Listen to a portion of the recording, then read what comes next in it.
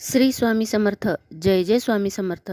आजच्या नवीन व्हिडिओमध्ये आपण श्री सत्यनारायण पूजन कशासाठी करायचे असते, सत्यनारायण पूजन केल्याने आपल्यातील कोणत्या समस्याचे निराकरण होतात, हे मी तुम्हाला आजच्या व्हिडिओमध्ये सांगणार आहे.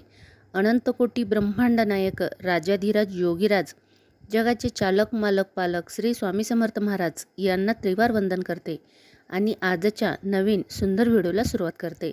दर पौर्णिमेला सत्यनारायण का करावा?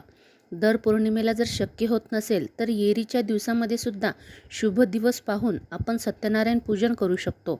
जन्म देण्याचे किंवा जन्माला घालण्याचे काम ब्रह्मदेव करत असतात व जन्म ते मृत्यूपर्यंतचे पालनपोषण करण्याचे काम याची जबाबदारी भगवान विष्णूवर आहे आणि मृत्यूनंतर भगवान शंकर यांच्यावरती जबाबदारी आलेली आहे. म्हणून मेल्यानंतर मृत आत्म्यांना मुक्ती देण्याचे कार्य भगवान शंकराच्या स्थायी असते.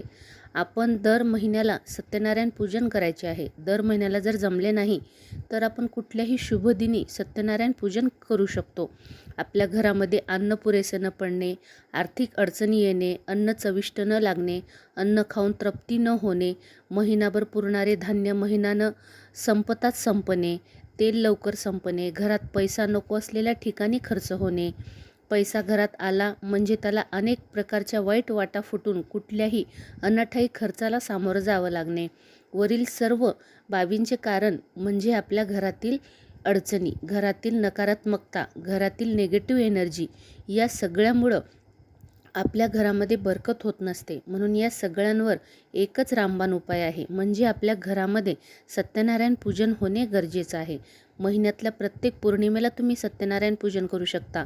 जर त्या दिवशी तुम्हाला मासिक धर्माची अडचण आली किंवा काही आली तर घरातील कुटुंबातील कोणत्याही व्यक्तीच्या हस्ते तुम्ही सत्यनारायण पूजन करू शकता. एक महिनाभर तुम्हाला वर्षभर तुम्हाला सत्यनारायण पूजन करायचं आहे. वर्षभरामध्ये 12 महिन्यामध्ये प्रत्येक महिन्यात एक पौर्णिमा येत असते. असं तुम्ही संकल्प करून वर्षभरात येणाऱ्या 12 पौर्णिमेला सत्यनारायण पूजन करायचे आहे. संक्रांतीच्या दिवशीसुद्धा सत्यनारायण पूजन करणे खूप फलदायी आहे. त्यामुळं तुम्ही त्या दिवशीसुद्धा सत्यनारायण पूजन करायचे आहे.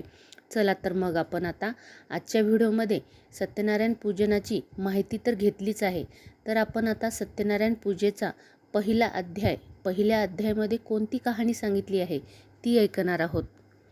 सत्यनारायणाची व्रतकथा पाहणार आहोत. अध्याय पहिला. श्री गणेशाय नमः. नैमिषारण्यात राहणाऱ्या शौनकानादी ऋषींनी एकदा पुराण सांगणाऱ्या सुतांना विचारले की, हे मुनिश्रेष्ठा, कोणत्या व्रताने किंवा तपाने मनुष्याच्या सर्व इच्छा पूर्ण होतात? असे कोणते व्रत आहे हे मला तू सांग. ते ऐकण्याची मला खूप इच्छा आहे. तुम्ही कृपा करून मला ते सांगावे. यावर सूत म्हणाले, मुनींनो, नारदांनी हा प्रश्न लक्ष्मीपती भगवान विष्णूला विचारला आणि विष्णूने नारदांना उत्तर दिले. मी तुम्हाला कथा सांगतो, ते ऐका. लोकावर दया करावी या हेतूने श्रेष्ठ योगी नारद मुनी अनेक लोकात फिरत फिरत एकदा मनुष्य लोकात आले. तेव्हा सर्व लोक आपापल्या पूर्वसंचितानुसार अनेक प्रकारच्या योनीत जन्म घेऊन कर्मानुसार अनेक प्रकारची दुःख भोगीत होते. ते पाहून त्यांचे दुःख नाहीसे करण्याचे काय साधन आहे याचा विचार करीत नारद विष्णू लोकात गेले. तेथे चतुर्भुज, शंख, चक्र, गदा, पद्म धारण करणाऱ्या, अपाद वनमाला घातलेल्या व गौरवांच्या भगवान नारायणास पाहून नारदांनी त्यांची स्तुती करण्यास आरंभ केला. आणि नारद त्यांना म्हणाले, जो कोणी मनुष्य आणि मन यांना अगोचर अनंत शक्तिमान आदी मध्य अंत पाहून वेगळा निर्गुणी असा सर्व गुणांचे ठायी व्याप्त असलेला, जगात जे जे काही दिसते त्या सर्वांच्या अगोदरचा, भक्तीची दुःखे नाश करणाऱ्या, हे नारायणा, तुला माझा नमस्कार असो. जो निर्गुण आहे, त्रिगुणात्मक आहे, जगाचे मूळ कारण आहे, भक्ताची दुःखे नष्ट करणारा आहे, त्या नारायणास माझा नमस्कार असो. श्री भगवान विष्णू म्हणाले, हे भक्ता नारदा, तू येथे कशासाठी आलास? तुझ्या मनात काय आहे ते मला सांग. मी तुला सर्व काही सांगेन.